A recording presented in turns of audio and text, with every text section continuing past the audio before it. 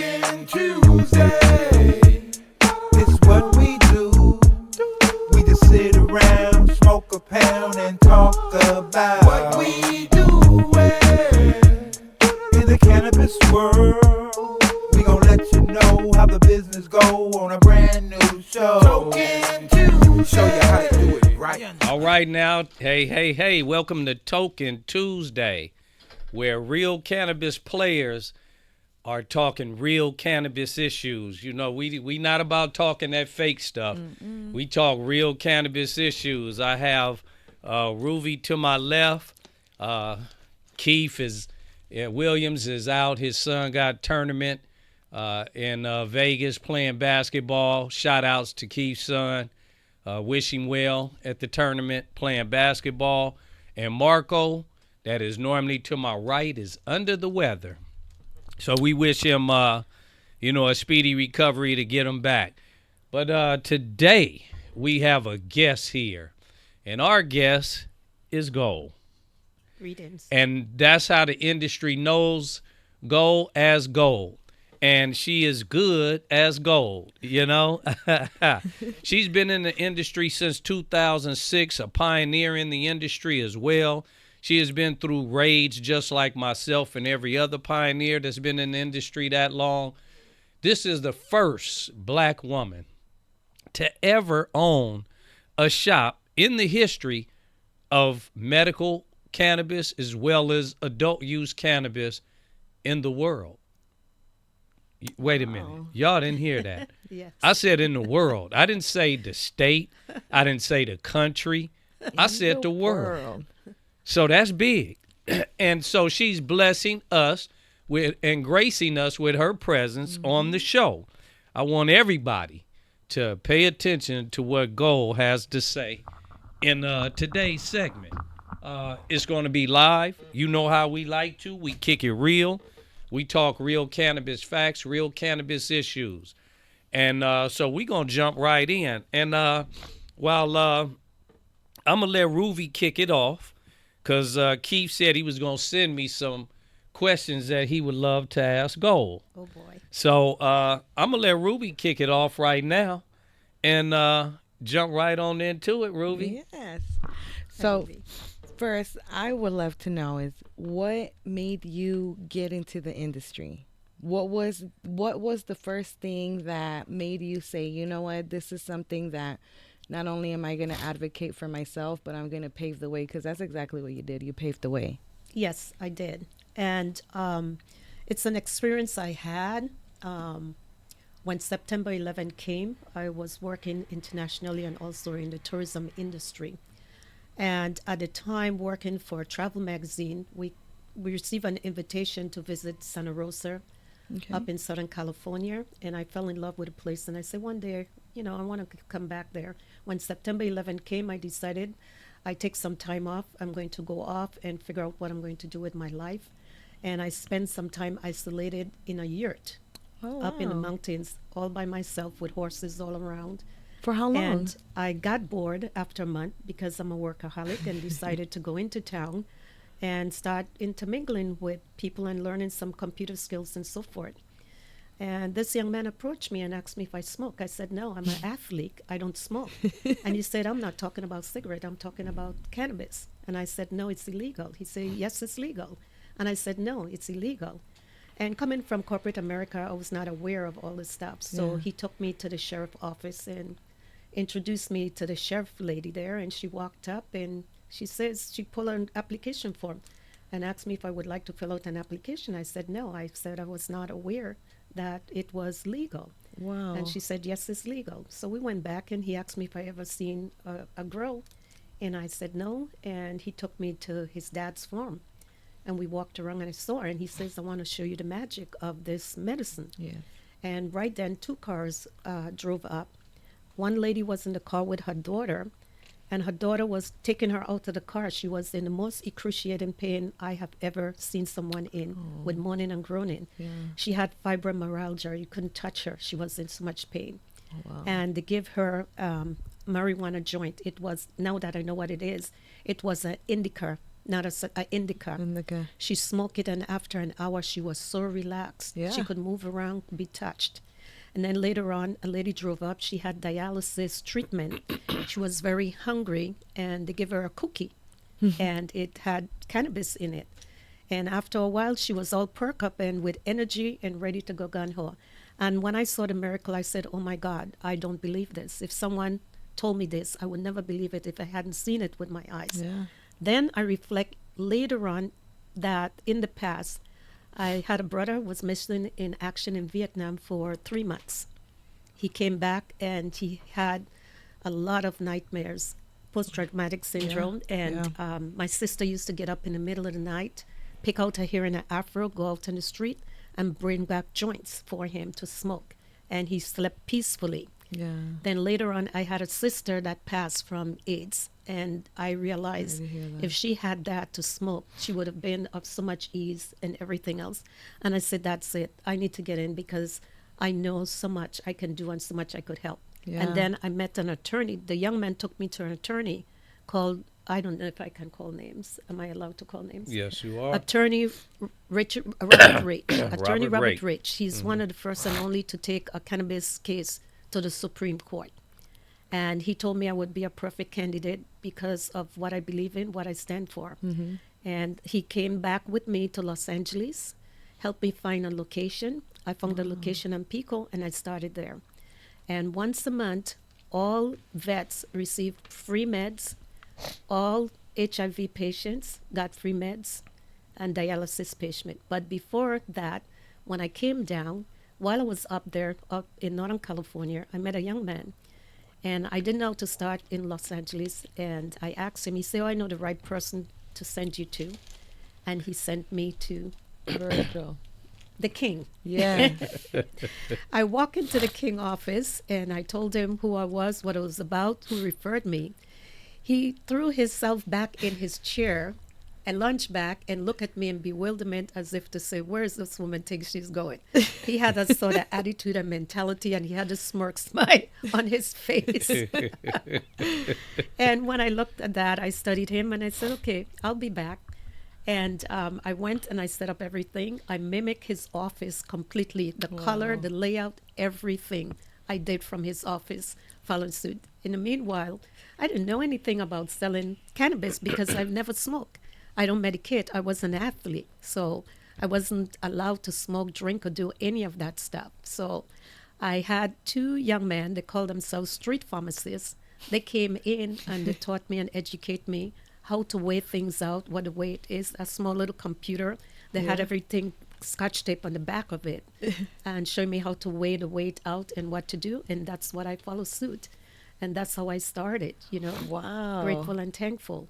So once a month, I didn't regret it. And then also, because I was a nonprofit corporation, I make sure I give classes, I give back. And I would give a free book on how to grow meds. And you could grow your 8 plants in the house. And in about 76 days, you had your whole meds and everything else. So they got the free book and they got a small little kit to go with it. So that's how I started. See, and continue giving back. This is how we have to bring it back, because stories Yes. like that is what made me join the industry, because I want to help too, you know? Yes. And hearing firsthand how you started, it reminds me of what the industry is really about. You Yeah. know, it's not about profit. It's about helping. It's about making the world a better place, you know? And I would love for more people to hear your story because they need to know, you know, it's doable by everyone and all of us. Oh, absolutely. And it needs a team, a community. We Yes. have to do it and band together. One of the things I was kind of grateful about also, not only did I give back in that way, but also we thought about it. You know, there's a lot of shelters for battered women and children and stuff. Oh, And yes. we figured out, well, how many dads are taking the money home or are they coming and spending it with meds? So we decided like once a year, we would put backpacks together. And we would put 150 to 125 backpacks together, loaded with school supplies for a whole year. And those would be donated to shelters, just shelters that have battered women and children. And that's what we did around the city of Los Angeles, Southern California. And we would put a banner up in the dispensary, and we had all the backpacks up there. thanking the patients that came in because we used their tips and we matched the tips to do all Wow. of that. And that's what we did in all way Wow, of we have giving to back. bring that back. Yes. Yeah, we absolutely. definitely do. Also, yes, and also every Thursday when I moved from Pico to Westwood, we had a therapy dog from UCLA. Oh, Every yes. Thursday, Liam was his name, and every Thursday he came in and he was a therapy dog. He would come in, walk around, and intermingle with the patients that came in and made them feel welcome. Wow, that's Yes. beautiful. You know, pets also have their endocannabinoid system, so that's another good way to get, the vet Yes. CBD in there. Yes, very much so. Absolutely, absolutely. So I'm gonna ask a question that Keith sent. He says, "Do you ever feel like your participation in the cannabis industry is from God?" Yes, very much so. I'm a very spiritual person, and I'm full of gratitude. I'm grateful and I'm thankful. I give back also. At a time with AIDS and HIV, I have this book that we used to give out there. I used to get them by the case from the city, and we give it out completely to everyone, and we tell everyone, you don't need it, pass it on to someone else. We also give yeah. back at Thanksgiving. So I'm grateful and thankful for all that I had and have and was able to do. I was doing it internationally with other countries, and now I felt it was time for me to give back to my own country. And my Right on. place. And your own Yeah. country is My country is the U.S. Virgin Islands and the British Virgin Islands. okay. From the Virgins, right on, Yes. right on. And in the Virgin Islands, it was stigma. They resent people and they figure, it's a bad thing to smoke, but it's medicine. And they know from way back then, with the Rastas and everyone else, it's medicine. Yeah, Yes, it is. yes, So- ma'am. It is. It's definitely medicine. Yes. So, when I just want you to tell the audience, you participated in a very exciting game that is world renowned, and you represented your country in that event in the Olympics. Yes. See, we got an Olympian right here Yes. that participated in basketball. Can you That's believe correct. she was a point guard? That's right.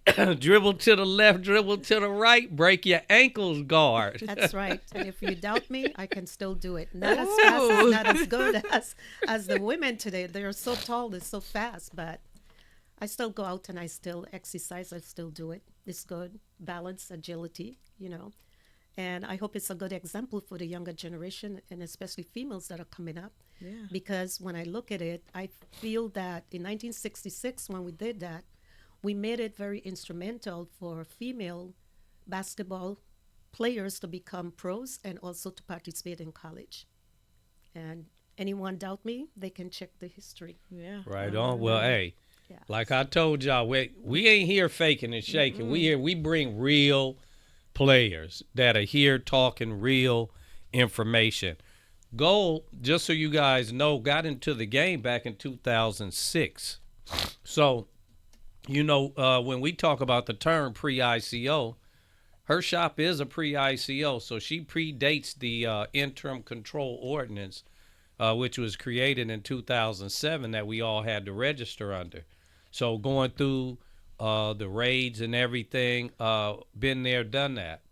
And moving forward, people think that the journey for us has been a cakewalk.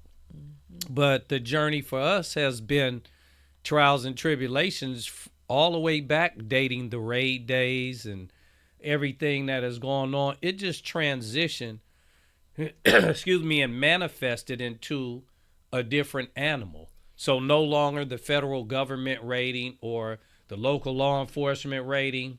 Now it became predatory landlords, predatory contracts, people that were just predatory, looking to come into the industry and take advantage of what they considered to be an opportunity that they could do that with, or they may have preyed on somebody that they thought was weak. Yeah. Yes. we've seen and heard all of these horror stories in the cannabis industry. There are many of them. And out there, I'd have to say there are close to hundreds of these stories of owners getting into fights and battles with one another regarding ownership, regarding licensing, regarding all of these things. Yes. Just recently, I wrapped up a lawsuit that I was in for about 3 years of somebody trying to steal my license, this license for this facility here, which is very disheartening because I never knew these people, never met them a day in my life, didn't know who they were, and all of a sudden now I'm getting paperwork of and a it lawsuit. Took you 3 years? Yeah, somebody claiming to own my license. Wow. And I'm like, wait a minute. But because I was sole proprietor, I never put it into a corporation. So which was smart because you can't sell sole proprietorship. Right. You can transfer a corporation, but you can't transfer sole proprietorship. Exactly. Yes. You have to dissolve that license and they have to go get a new one. Yes. So because of that, protected. I was protected. Yep. See, I was one of those that wasn't afraid to put my name on the license because I knew what I was doing, as you say, and as the Keith's question, I knew this was what God wanted me to do. Yep. And so there was no doubt in my mind that this was what I was supposed to be doing. So I had no fear. And when it came to that, I didn't hide behind a corporation. That license said Virgil Grant on there. To this day, because I still haven't flipped it into the corporation yet, or the city hasn't, and the state hasn't transitioned over, but still to this day, that license says Virgil Grant. Nice. No corporation. Because I'm not hiding from nobody.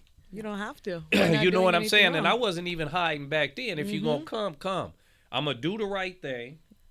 And I'm going to follow every rules and regulations that are set forth for us to do, like Gold did. Right. I did, and many of us in the cannabis industry. But, of course, the federal government didn't care about that, and they came and raided us anyway. Yeah. But making it through all of that and getting what we thought to be crossed the finish line, still today. It's still ongoing. I really feel that, I'm going to say this, I really feel we were like in an incubator, and I feel all we are was like is a test lab for our government, and with California, I personally feel all we are to them is like a cash cow. Yeah. You know, I with agree. a high interest, the tax rates, and nonstop, and no they forgot the true meaning about cannabis. You know, somehow it all became about how much money. Yeah. When it was never about money. It was about how it brought us together, how it healed not only us but the earth. Not only that, they've done something like I went through and I appeal and everything else. Algorithm. They'll say, well, we're doing algorithm and this dispensary is doing this, so why aren't you making this amount of money like them? Yeah. And you have to explain yourself and go through the detail. With the Office of Finance. I mean, yeah. That's crazy. The Office of Finance saying, wait a minute. Hold on. This guy over here made this amount of money this month. How come you didn't? You know, it's kind of like paying your fee to the gangs around, you know? Yeah, we paying ours to the real gangs, which is the Office of Finance, and which is the state of California, and CDTFA, and they bully you out of everything. You know, that's why we have all of these taxes: excise tax, cannabis tax, city tax, state tax. Breed tax. We pay so many, just because you in business tax. You know, there's so many taxes.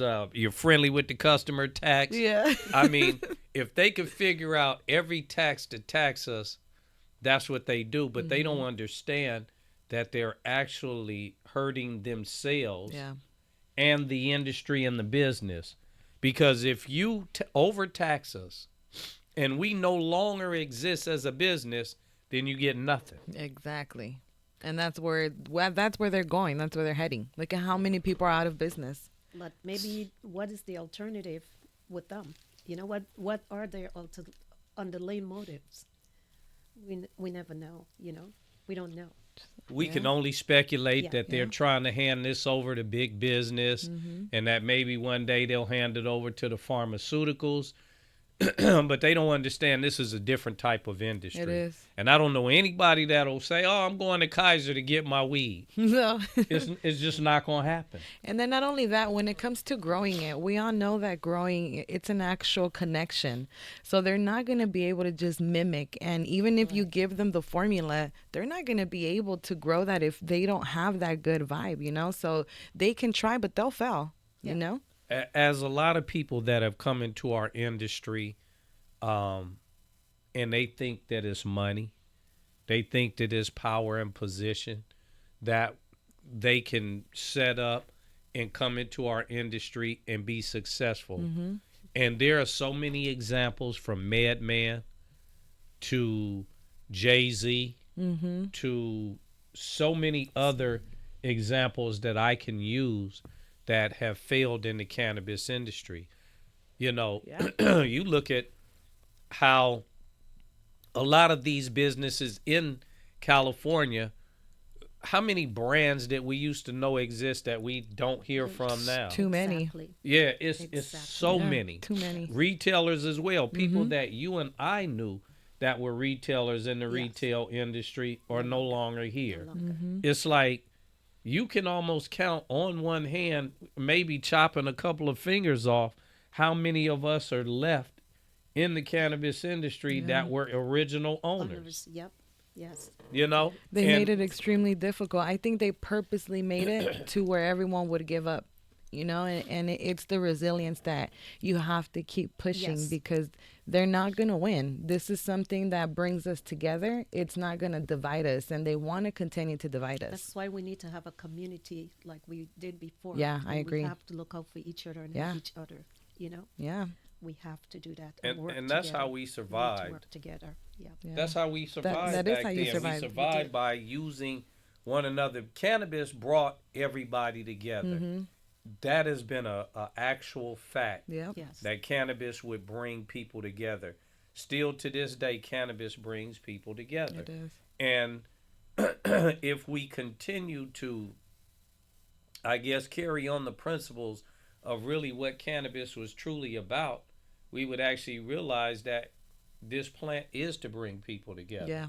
It always has.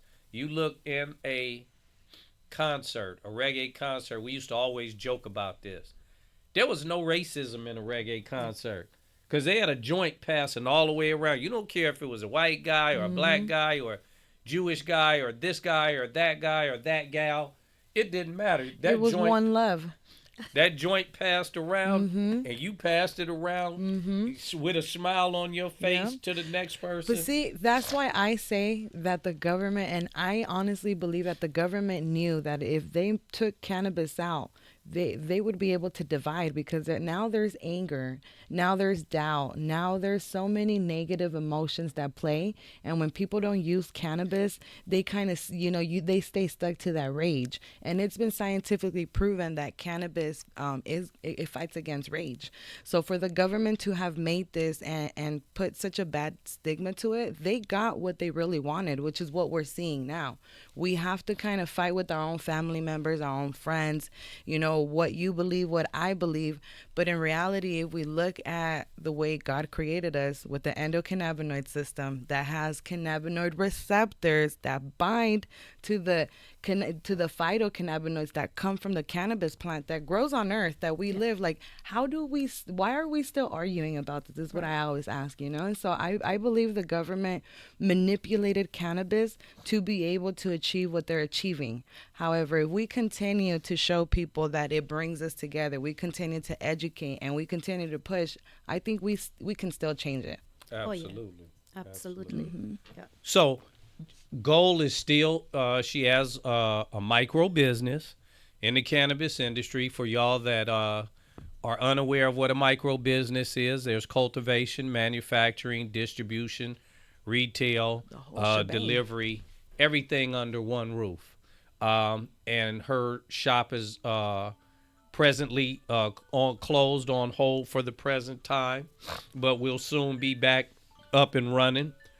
As soon as she gets it back together, it'll be up and running. It is located over there in downtown, across from the Staples Center. Oh, So wow. she has a What great a location. A great location. And we hope to see that shop come back alive soon. God willing, we'll Yes, do God willing, I everything to think we will. support Goal Thank and you. get her back up and running, because she is definitely legendary in the industry. Yes. For those that don't know her, she's been through the thick and the thin, and she's still here. And we are happy and proud that she is a representative of the cannabis industry in its most purest form. Yes. Keith's second question, which you already answered. Let's see here. Keith's second question, which I think you already answered. Yes, you did. Are you a spiritual person? How connected do you feel to your first garden? Did you feel to your first garden? Very uplifting. It was like, it's amazing when you learn how to graft plants and you feel that energy around you, the smell. Even though I do not medicate, the smell and everything, I couldn't resist it. It was just an incredible, it's like a energy around you with light. I just, it's in It's the awe, connection, It's, yeah. it's unbelievable. And especially you hold a plant and you play certain music and it start bouncing and moving. This is honest to God truth. It moves with the music. You would play with it, and Yeah. someone had told me I didn't believe it, and I did it, and I saw that, and it was, oh my God, Yeah. I can't believe this stuff. It has life in it. Oh, yeah. You take the body of the plant, you could like mold it, and it stay in that position. You can just gently turn it. It stays in that position. I enjoy working on that farm so much. I really enjoyed it. The different mediums, and I preferred outdoor to indoor. I love the Oh. outdoor. It was Absolutely. just unbelievable. And to sit up on the hill among the plants, the sun setting, Oh, that's my beautiful. dog next to Yes. me. Farm It's- cannabis is the best. And one of the things that I liked was time comes for harvesting. Everybody know where to pick up everyone for harvest to help with the trimming and everything. And your neighbor may have a girl, you have a girl. Everyone had each other's back and they look Yeah. out for each other. Yeah. And that was an amazing thing. If you finish with your trimmers, you give your trimmers to the neighbor next door, and everybody just help and respect each other. Yeah, It was that's so what much, cannabis is.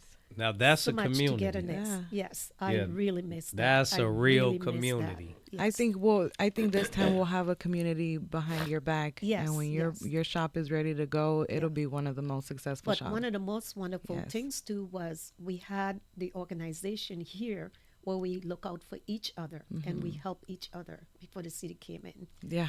And we Yeah. really work very well together. For instance, if I was short on meds, I could call it this, I'm short on meds, my ven-" It was and so no different. problem, we'll get you over the, that sort Yeah. of thing. And It was really a just- dream. Yeah, Yeah. and we send out like 420. We share our patients with each other.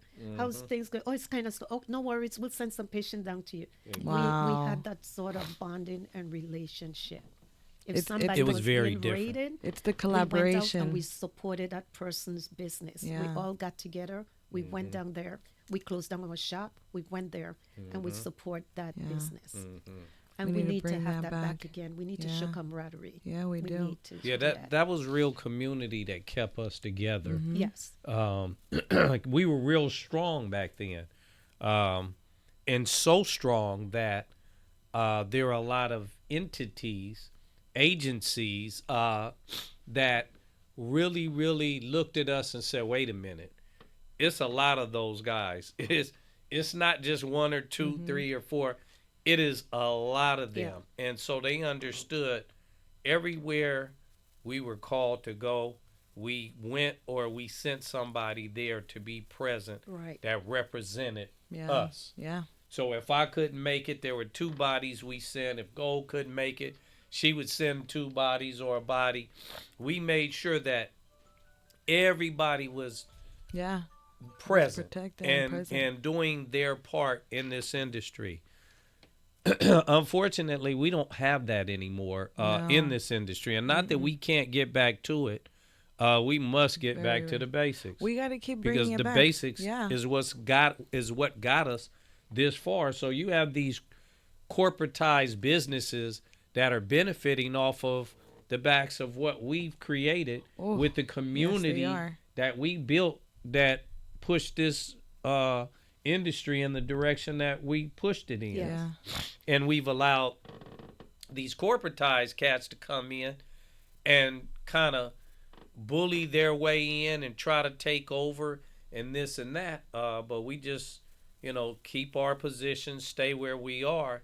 And I believe we'll prevail because people understand culture, but Yes. they understand this. Everybody, and you can attest to this, everybody, when they bought cannabis, bought it from somebody that they knew. Mm-hmm. And they bought it from somebody that they actually liked doing business Yeah. with. 100%. You would never go spend your money with somebody you didn't like. Mm-hmm. Right. So when you think about it, how many of our customers were customers that people that actually liked us Mm-hmm. and we liked them? Yeah. And so it was that like community and relationship. For me, that experience, I was able to bring it in other dispensaries that I would always go. And one of the things that I would do with training, and I would tell people, how you treat your customer is gonna determine whether they come back or not. Exactly. And longevity is what you want because it's a relationship that you build with people. A lot of them, sometimes we crack jokes and we say, oh my God, I feel like a therapist, because people don't just come buy cannabis. They come let you know why they need it. And if you're smart, someone can come in and say, I need a joint. But if you listen to their conversation, you hear that they had a bad day, they have some pain, or, there's some sort of stiffness. Yes. You can talk about CBD. You can talk about topicals. There's so many more things. And now your $15 sell is a $100 80 sell. Not because you want to take that money, but because you're paying attention and you're trying to help them heal. So a lot of the times when you're selling, a lot of people miss that opportunity because they assume that it's just a consumer that's there to get high. You can't judge a book by its cover. Not at You all. know, you have to listen, you have to care. So I personally, I'm never leaving the industry because one of the things that I see when I go into a dispensary is a lot of bud tenders or the person behind the counter. It's another job for them, and I like to come into a place that feels like a friend, someone that has a relationship, that remembers your name, that remembers what you like. That's going to determine if I'll come back and I'll spend more money, because there's so many dispensaries now and we're still fighting the black market, so if you really want to have, your customer and your consistent clientele, you have to take care of people. You have to love what you do. Right. Well, one of the things also, and I've learned that from in my past job internationally, team building. Yes. You have to do team building. See- and you have to make your workers feel, not even Yes. feel, but know they're part Yes. of your business, your company. They're not just workers, they're part of it. That's what a And lot it of companies makes miss. a difference, yes. That's what a lot of companies miss. And I Yes. want you to really succeed so you can be the example, because Yes. a lot of companies don't treat their employees with respect and they take advantage of them. And I don't understand that, because the way I look at it, when I work for you, your success is my success. Right. So I don't understand why owners don't see it that way. If you have employees that are breaking their backs for you, that are loyal, why wouldn't you take care of them? Right. Now, it's Right. funny that you say that, because I was having a conversation earlier today with someone about the culture that you create within your work environment, right? Because it's all about a culture. It is culture. Camaraderie, as you say. Look at what Apple did and created that culture and environment, and those employees really enjoy being there. Yeah, they do. Look at what Elon Musk has done with SpaceX, and they have that Yeah. culture there that those employees enjoy going into that Yeah. job Yes. every day. They built that culture Yeah. and that geeky tech culture. People are riding around campus. They call it campus, their campus, on skateboards and this and that. And, these are these hipsters and these young kids.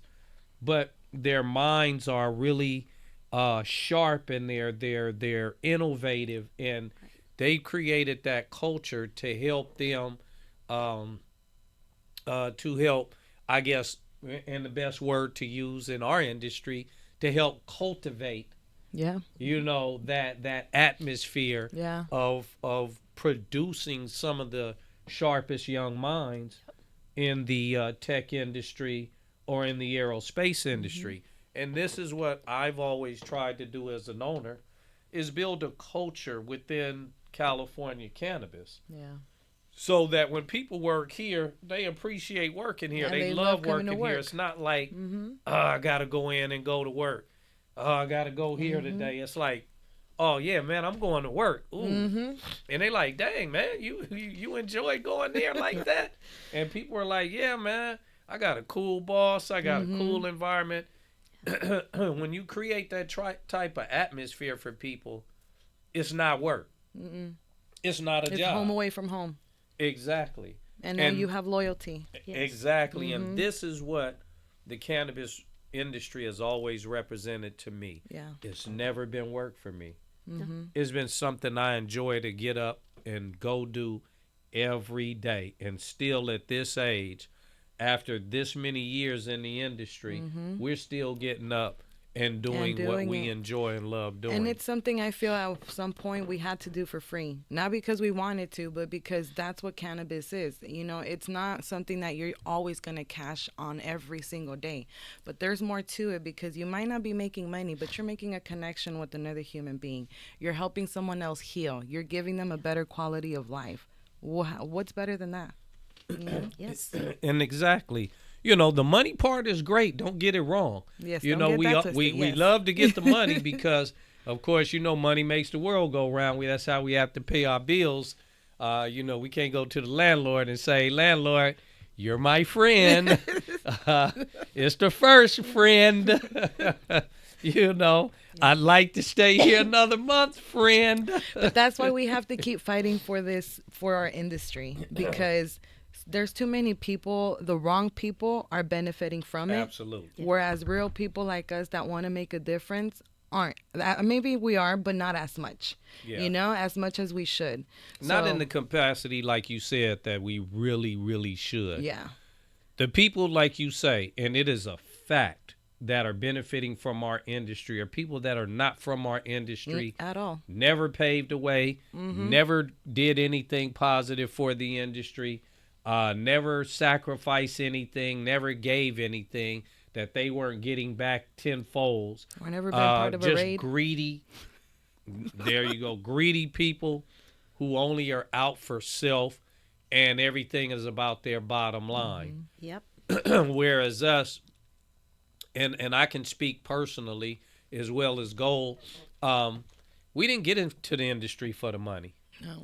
It wasn't about the money. It was about the love of what we do. Because Yeah. we stood in the face of raids. Oh, God. We lived in a sort of a fear during that time when we would turn the key to open up our shops and say, is this the day That I'm going to get raided? that I'm going to get raided? And I think people need to understand more what a raid really was. I think people Oh, just hear gosh. raid and they think, oh, here comes the cop and you guys are sitting. Like, I would like to know one of your most either not exciting, but what raid do you remember the most that changed your perspective, that made you want to continue to fight? Okay. It wasn't about me. It was about others. I always was there for others. For me, I didn't care. I never hid behind anyone. I was always the face and the front of the business. Wow. And what came out of that, I had an FBI agent working in my dispensary. He was from the FBI place. I suspected something. And another time, I had a young man from the police academy working at my place. One of the rules with me is anyone that I hired, I didn't care who you were. You're getting a background checked on you. So no matter what background check you do, if people want to get away and escape, they can, no matter how much you spend, because their background check came out not as who they were. Oh. So there's always ways. The one kid Yeah. came out as a college kid, and the other agent came out that he was working for a store, stuff like that. But you never know. Yeah. And you I know? never crossed the line, Yeah. you know? I never crossed the line. And especially the one, he had the code, everything to get into the store. He had the safe, everything. But it was good. And when I finally found out about it and I did oh, it's not what you think. It's just that you don't hide behind anyone. And we wanted to know more about how the business runs and how it operates. Wow. That's what was said to me.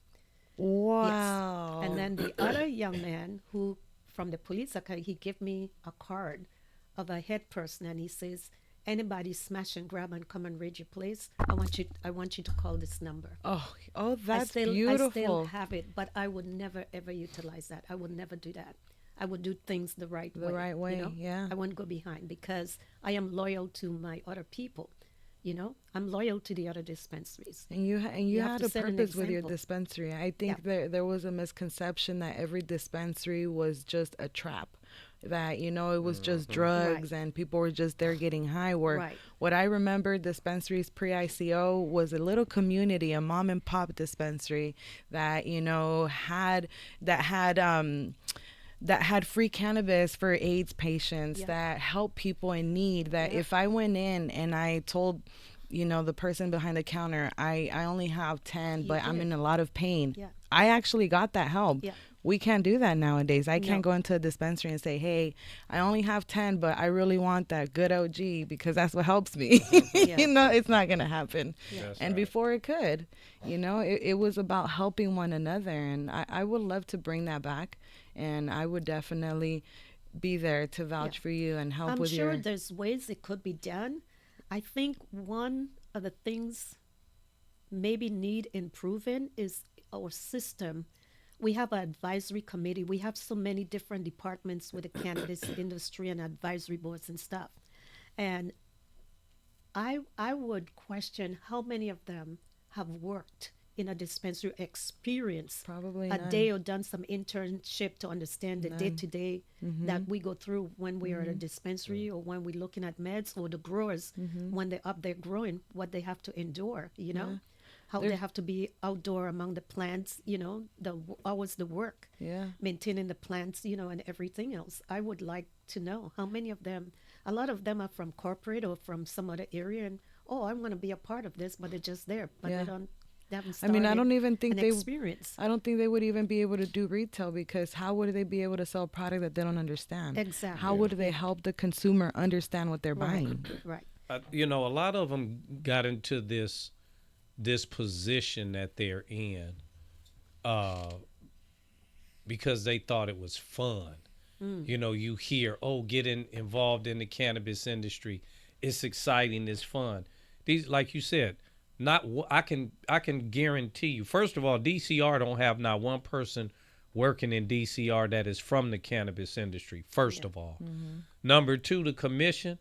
Nobody's ever even entertained being in the cannabis industry from the commission.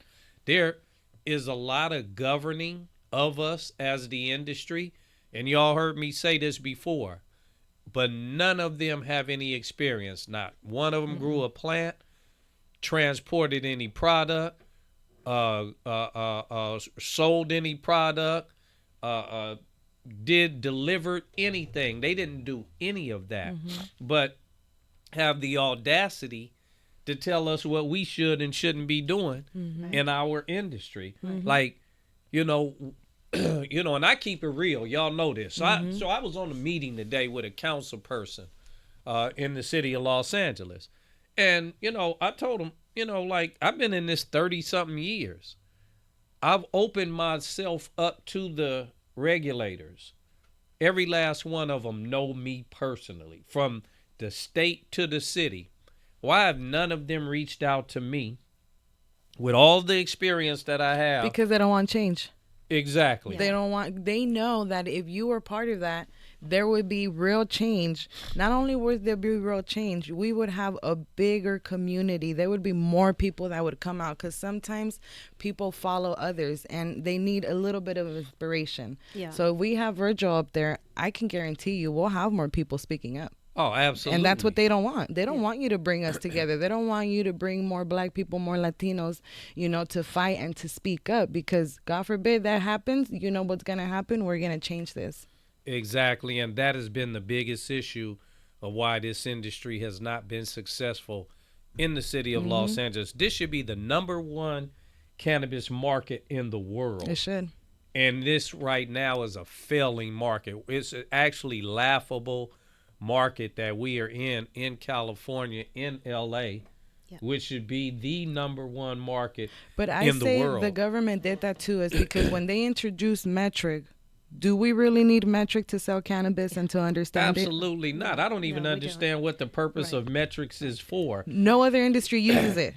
But it's people that know nothing about cannabis, that know nothing about helping another individual have a better quality of life, felt the necessity to come and tell us, you have to follow these rules in order to be legal. And bottom line, what it was is they wanted to control every gram we grew, every gram we sold, and they wanted to. The metric system was brought in strictly based on greed. Yeah, 100%. And I'm just say that flat out. Yeah, was I agree. Brought here strictly based on greed.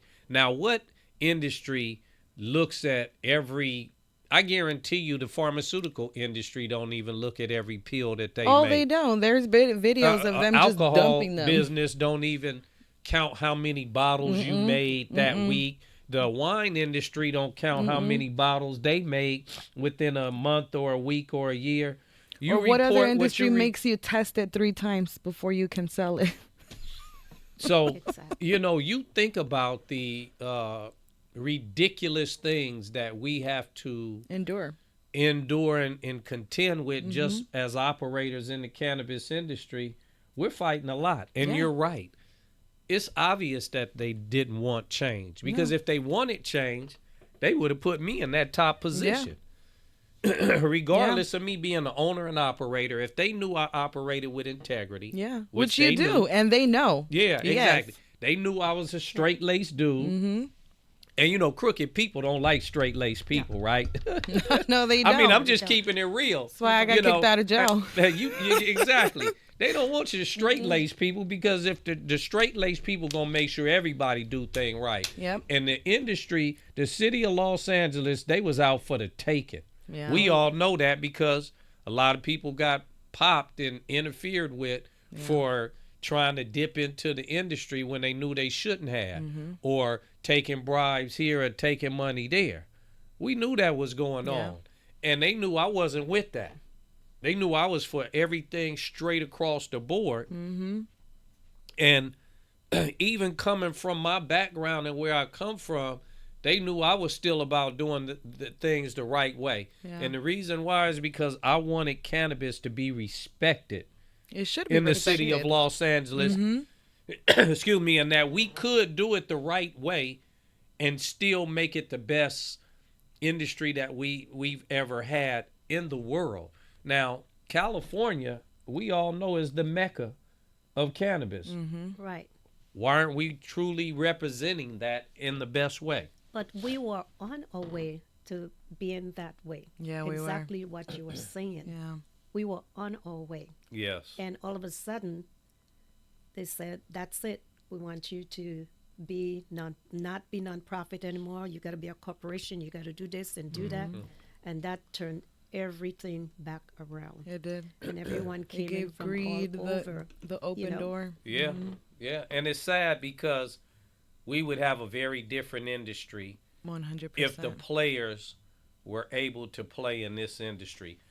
Why do you think Denver was so successful? Because those people were our colleagues that Yes. left from here Yes. when the raids was going down. Yes. These were people got that we smart knew, with it, that were with it. They called me on the phone and said, "Virg, we in Denver, man. We got the politicians. They are working with us. They're not working against us. We're getting everything that we want here. you need to come here now. And I was like, shit, I don't know nobody in Denver. It's cold in Denver. I ain't never been to I love Denver. the sunshine. You know, I'm like, nothing drew me to Denver. But the first generation of shops in Denver were all Californians. Yes. None of those were Denver natives. Right. They were all Californians that fled California when the raids were going on, Yep. got with the Denver politicians, and Denver, that's how Denver went recreational before any state went recreational, because they had a working politicians that were willing to work with us. Yep. For a while, they had one of the most robust industries in America. One of the most robust industries in America reached its heights where stores were selling for 15 million, 10 million, 20 million, and so on and so forth, because they allowed that industry to do what it does. And then they said what'll happen in the long run, and Denver politicians were smart enough to say, well, they're going to weed each other out, no pun intended, but they'll weed each other out, right? And the strong will survive and the weak will fade away and the industry will be what it is, but nobody loses. Yeah. Because that one that fades away, well, he faded away with 14 million in his pocket. He faded away with 12 million or 10 million in his pocket. So he didn't fade away, just fade away. That's a good fade away, huh? Didn't it get to the point where they gave money back to their citizens? Man, they gave money back to the community. They reduced their taxes. Can you they imagine softened if up LA the did that? regulations. They did so much for the community, the cannabis community in Denver, and the cannabis community brought wealth to Denver. Right. Other than what we have now, Deion Sanders, who brought he brought way more than the cannabis industry brought, at least, you know, in his short tenure, but because that man brought wealth to Denver. But the cannabis industry far beyond exceeded, I'm just joking, Deion Sanders and what he brought. Not taken away from my man, because I love Deion, because he was a Niner. Y'all know that. Bang, bang. He was a Niner at one point in time. But the cannabis industry, you know, flourished. And if cities and states can understand, if you take some of the parameters off, let the industry just get its footing down. Let us dig in a little bit and then slowly start regulating a little tougher, or switch a regulation here, switch a regulation there, maybe tax here or put in a tax there. You don't just come out the gate and hammer an industry with all of these stiff regulations and hard taxes and expect us to survive and thrive. You'll get just the opposite, and you'll get what you see that has happened here in the LA market. And that's what has been a real travesty for our industry here in the city of Los Angeles. We would like to have our industry back. Yes. And that should be the mantra that we should be saying. We are taking back the cannabis industry. We are removing it out of the hands of politicians. Yes. We are removing it out of the hands of bureaucrats. We are removing it out of the hands of greedy regulators in sectors that are trying to govern us. Yes. We should remove it from their hands and allow us to do what we do. Because what they want to do is make us pay taxes, and they want to enforce on us, but give us no help. Right. Yeah. Not only that, dispensaries paying taxes for growers and everyone else, you know, and now they're allowing the farmers to have customers go out to their farms. Exactly, but they're and not also paying any purchase taxes. Exactly, you know what I mean? So How does that work? That So they doesn't can work. act like a retailer yes, that's and what not they're pay the doing. taxes that the Exactly. retailers pay. Like, how does that work? I don't even understand that. I And think they it's a did way to. pass on their taxes to us too. I don't know if you remember. Oh, yeah, they- and we had The to, excise tax. Yeah. That's So why we pay an it's- excise tax. That you know, used to be one, the distributor, Yeah. and then the cultivator tax, which was what, $1.50 a pound, I believe, or somewhere around there, $1 a pound or $1.50 a pound. we are now hit with all of those taxes. They push that all on the retailer. The sad part about it is that the retailer didn't bark back like everybody else did. No. So the state said they must can handle it because they ain't said nothing about it. We did it to the cultivators and they said something. We did that to the distributors and they said something. We threw it on the retailers and they didn't say nothing. So they must be good with it. And you have to think that. If we don't say anything, if we don't make it an issue or a problem, then we must be good with it. Yeah. I think we need to form some sort of alliance and then have lobbyists lobby for us or represent us and see what changes could be done because we were full Absolutely. runners and we need to get back to basics. Yeah, we we really do. need to. We do need to And get back it's- to that. It's and you know who's suffering a lot too. I personally felt they were misled. Is the equity program. Oh, yes. They were so misled. And They got taken and advantage that's- of. It wasn't. And then Yeah. you have one person purchasing up all the equity. You know what I mean? Yeah. Where, there should be a limit on franchisors and franchise, Well, there should be nobody able to buy up social equity. Yeah. That should be one sector that you can't buy up. You can't go It in was and have a supposed to be like partnership that, wasn't agreement it? with this person Yeah. and this person and this person. You shouldn't allow that because you are allowing a monopoly. Yeah. Then, of course, with the regular part of the industry, do as you please, which, of course, they won't be able to buy that up because those people aren't selling. But the social equity, the weakest part of the industry, you allowed the vultures to just rein in on Yeah. them. So basically, you just took those little babies and threw them out there and let them get eat up by the wolves because that's exactly what That's the what city of happened. Los Angeles did. Yeah. Yes. Shoveled their babies out there for the wolves to eat. Yeah. And that's what happened with the social equity Yes. program. Very sad. Yes. And I agree with you 1,000,000% on that. Yeah. Should have never happened. And there should have never been any of those type of partnerships that they could have where one person owns 10 to 15 social equity Yes. licenses. Exactly. Yeah. Like, That's come how on now. That's how there is. Exactly. And 9 times out of 10, it is a non-social equity person Yes. who doesn't live in the community, who is not financially challenged, At all. who's never been to prison, who's lived the good life, Yep. whose community has never been impacted by the failed war on drugs, child never been in a lunch program, wife never been on welfare, never even probably passed the projects. And these people have us working for them.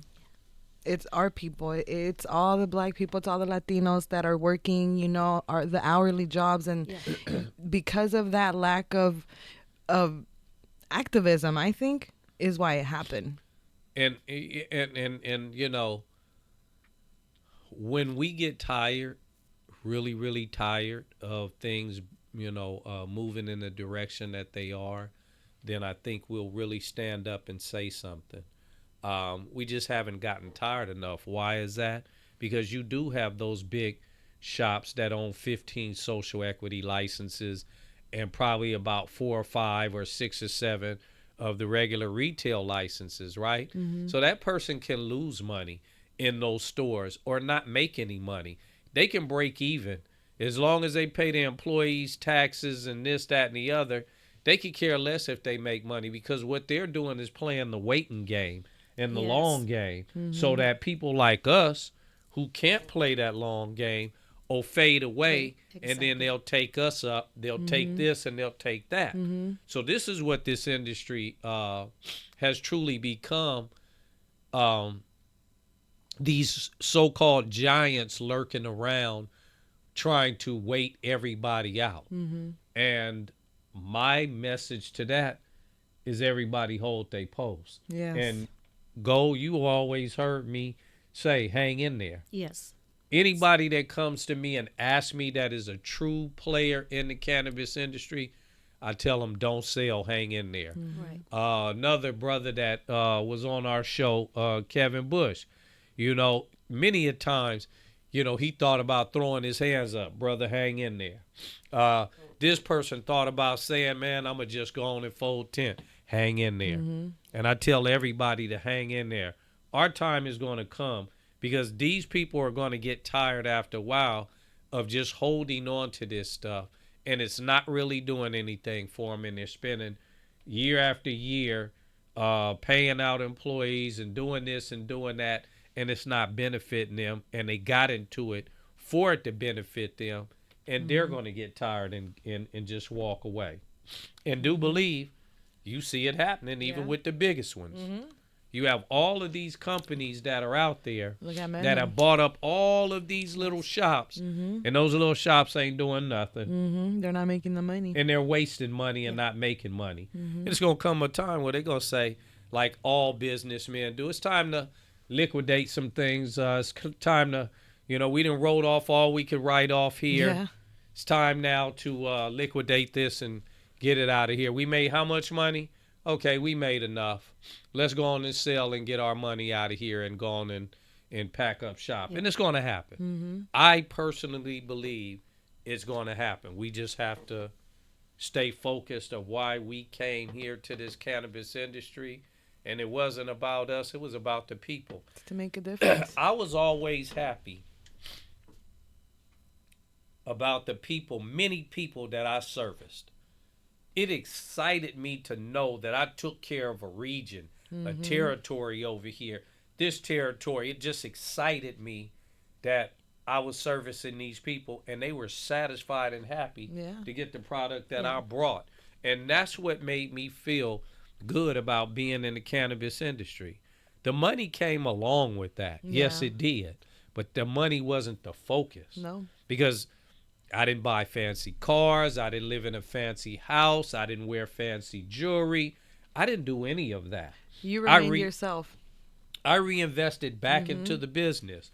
I reinvested back into the people that supported my business. Just as Gold said, you reinvested back into the community that supported you.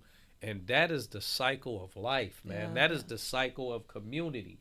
That is the cycle of togetherness. Is reinvesting back into 100%. The places that you come from and that support you. And with you doing that, it keeps that cycle going, which keeps you going, keeps your business thriving. And that's why we still here today. I think one of the other things we didn't touch base on is buildings that we leasing from. It's out of control. And the minute they hear that you're going to be selling cannabis, they think you're going to be making $1 million, and the price doubles in the square footage triple and that. stuff. Yeah. So I think that's something that needs to get under control. And I remember when we started, was promised to us that they'll make sure they keep these owners and landlords under in control. And it didn't happen. They didn't do it. It did not happen. They did not do it. That's another thing, And then the amount of time they signed you with your lease, anticipate, and then it goes up, and it's triples. Just, that is a, soon as, like you say, I had somebody call on a piece of property, and they were doing a T-shirt business and apparel business, and the price was one thing, and I called and said I was doing cannabis, and it was a whole nother price. And so I blasted the landlord and say, man, my cousin just called about a week ago, asked you for this building, and he said he wanted to do apparel, and you quoted him a whole different price. Why did it go up for me? Oh, because it's cannabis. I say, okay, what's the difference? It's still retail. Well, raids. And I said, I'm licensed, so why would I be getting raided? Yeah. Right. Oh, well, it's a risk. I said, what's the risk? I said, what's the risk for you? Oh, well, people, they break into these a lot. I said, no, not as much as they do liquor stores. Robberies, I say, no, not more than convenience stores. I said, so there's actually less robberies going on in our facilities because we have guards. Right. We have stipulation where you have to have certain insurance. Exactly. And you have security guards. It's mandatory. You have all of that. In order to be licensed, you need that. But our places are more secure because we are cannabis than anything else, being less secure. Shoot, Right. you could probably get in a bank quicker than you can get in some of these Yeah, that's true. cannabis stores. Yeah. You know what I I'm saying? It's just you know, hey man, it's crazy. It is. But we just wanted to bring y'all live and real information. Like I always said, real cannabis talk from real cannabis players.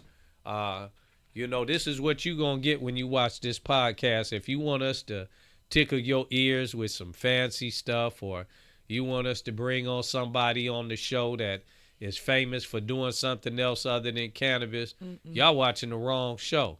But if y'all want to hear real cannabis talk from real cannabis players who has been there and is still there doing that and been there and done that, then you tune in to Token Tuesday every Tuesday. Yes. You go down there and hit the subscribe button, like button.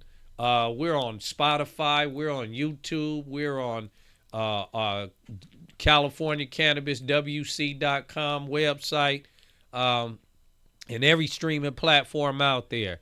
Check us out. We had a beautiful guest on tonight. Go introduce your real name to the people out there. Go. My real name. Well, it's Lady Gold, but okay.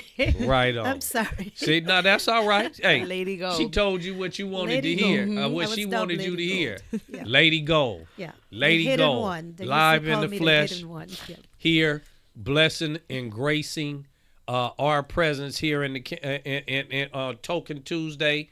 The real cannabis players talking real cannabis issues. Ruby to my left, Gold to my Lady Gold to Yes, my right. Lady Gold. And hey, peace out. Thanks for tuning in. We're gonna holler at y'all next week. Got another special guest coming. Look, this is back to back to back. So y'all need to stay tuned in to us, because we gonna be kicking it real all for the rest of these 4 or 5 episodes. Next episodes, y'all need to tune in. Peace out. Token Tuesday, it's what we do. We just sit around, smoke a pound, and talk about what we